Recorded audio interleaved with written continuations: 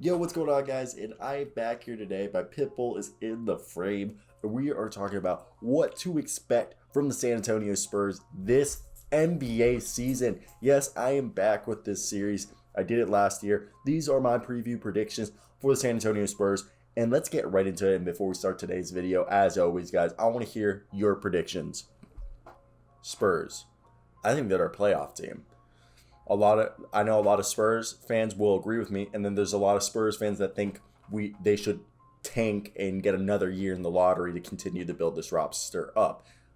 But let me explain why I believe this is a playoff team, or at least a playing team similar to what they were last year. And let's talk about it.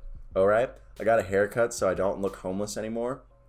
And look, 21-22 might be a similar situation to last year. Now, LaMarcus Aldridge, DeMar DeRozan, Rudy Gay, and Patty Mills are gone, with the latter all moving to new teams this summer.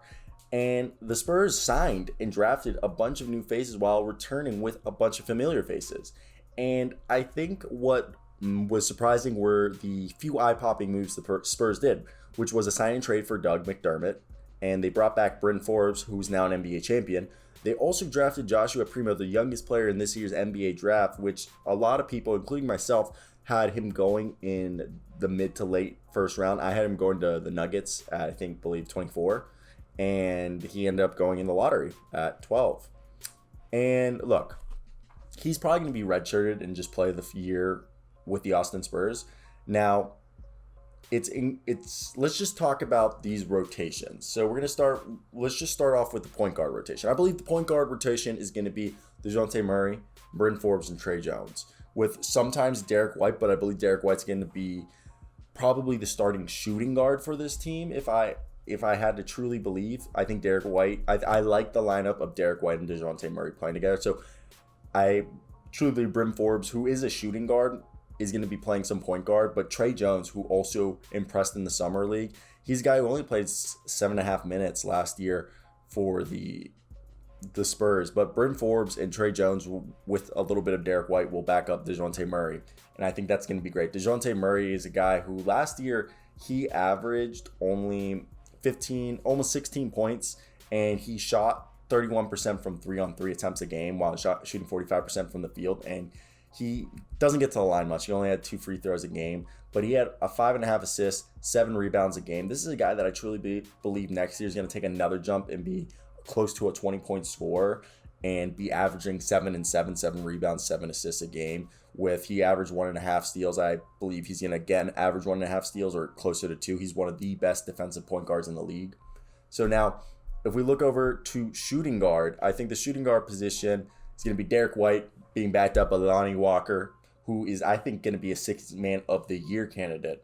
And Joshua Primo with Devin I don't think Joshua Primo is really going to play. I think Devin Vassell is going to be the third backup shooting guard, really, while Devin Vassell will probably be also the primary backup small forward.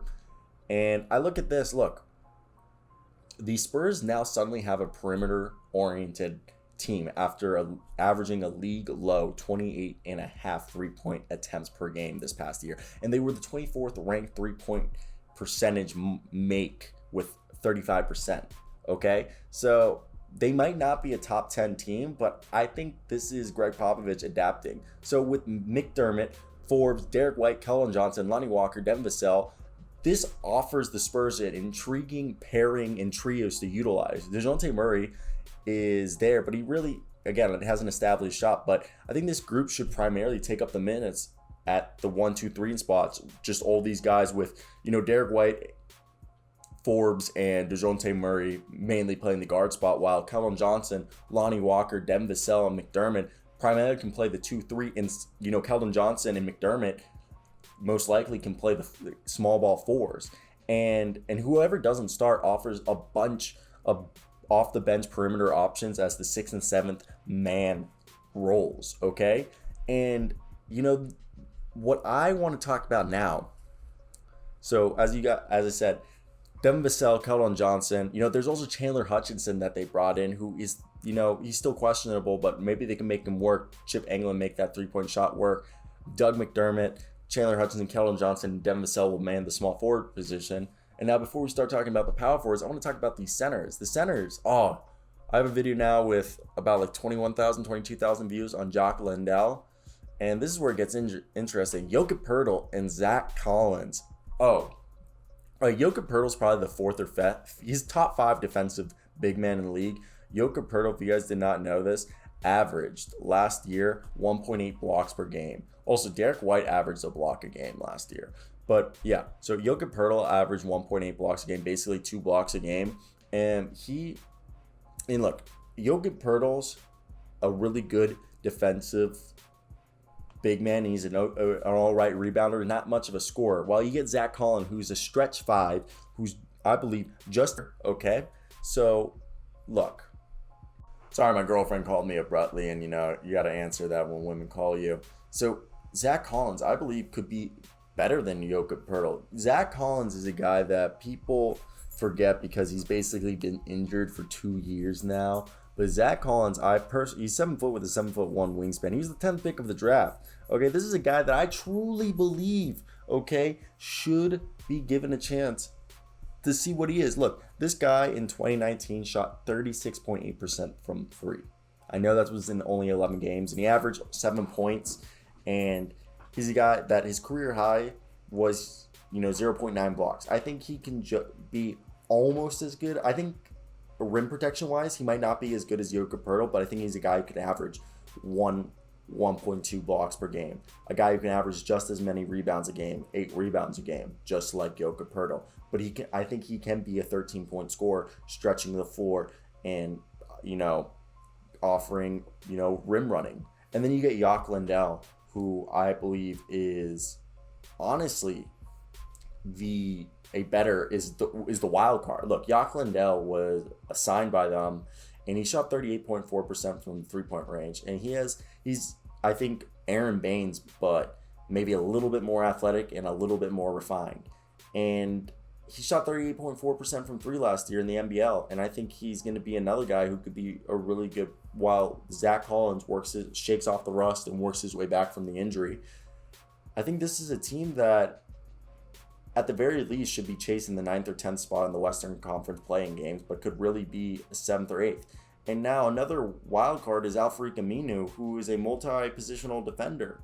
And you look over at the power forward shot is, the power forward position, Alfree Kaminu, Thaddeus Young, and Luka Semenka is guys who are interesting.